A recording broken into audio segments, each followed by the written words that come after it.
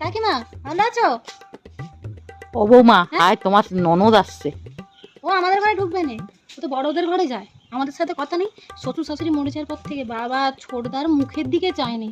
আরে তোর ওর যে দাদা মানে আমার যে বর, ওরা তো সমবয়সী, একসাথে মানুষ হয়েছে, বাবা ছোটদার দিকে দেখেনি, সবসময় শুধু আসছে আসছে, মুখ মুখ বাঁকাতে বাঁকাতে বড়দের ঘরে ঢুকে যাচ্ছে, কি জানি বাবা কি।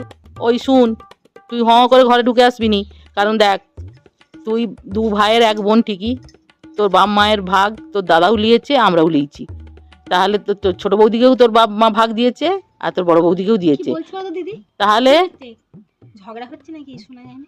তাহলে তুই এতে ছোট বৌদির কাছেই উঠবি আর আমাদের কাছে উঠিস নি। এইদিকে আসছে কেন মেয়েটা আবার? ও ছোট বৌদি আমরা চলে আসছি, ওই বাচ্চাদের গরমের ছুটি পড়ছে।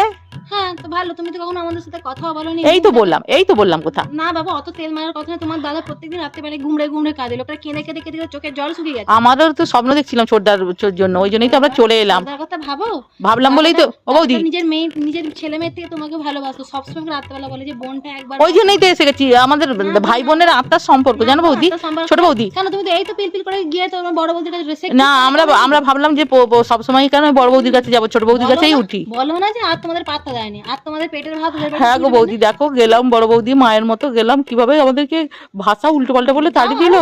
না বলে তোর বাবা তো ভাগ তাদেরকেও দিয়েছে আমাদেরকেও দিয়েছে। বলতে পারবে এখানে আমার কাছে, সে বলতে পারবে, অত বড় মুখ জিভ টেনে ছিঁড়ে দেবো, বলতে পারবে বৌদি ঝগড়া করোনি, এক্ষুনি আমরা আসবো বলে আজি গুছিয়ে আনছি, থাকবো বলে 8 দিন, বাচ্চাদের স্কুল বন্ধ। ইনকাম করে এরকম ইলেকট্রিক করেছে, এসি করেছে, ফ্রিজ করেছে, ওর শুধু গায়ে জ্বালা। ও বলছে ওর নাকি বাবা দিয়ে গেছে, তোর বাবা তোকে দিয়ে গেছে, আমাদের কিছু দিয়ে গেছে?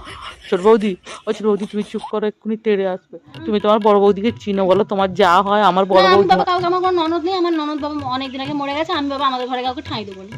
আমরা বাবা দিন আনে দিন খাই, আমার বাবা আস্তে আস্তে ঘরে ফ্রিজ করেছে, এসি করেছে, আমি বাবা ঘরে কাউকে ঠাঁই দেবো না। তুমি যেই দিদির বৌদির কাছে যাবে সেই বৌদির কাছে যাও।